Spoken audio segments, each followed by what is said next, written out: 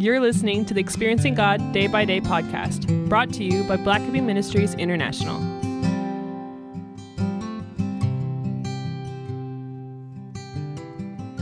September 21st, Instruments, Isaiah 10, verse 15. Does an axe exalt itself above the one who chops with it? Does a saw magnify itself above the one who saws with it? It would be like a staff waving the one who lifts it. It would be like a rod lifting a man who isn't wood.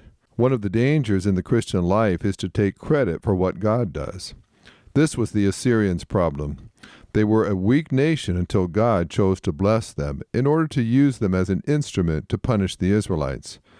However, the more God blessed them, the more confident they became in their own strength. When the farmers had good crops, they credited their farming skills rather than God. When their army won a victory, their generals took the credit.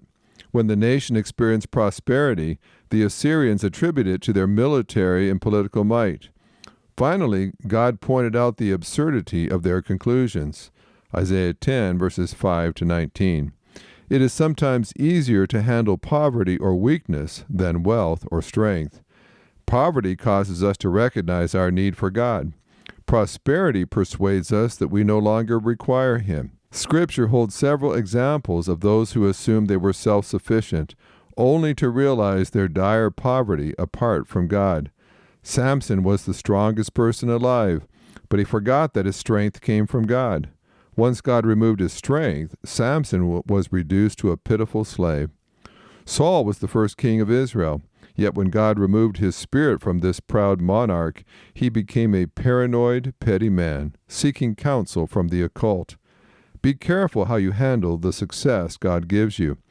As you enjoy His blessings in your family, your business, or your ministry, keep in mind that you are an instrument in the hands of the Master.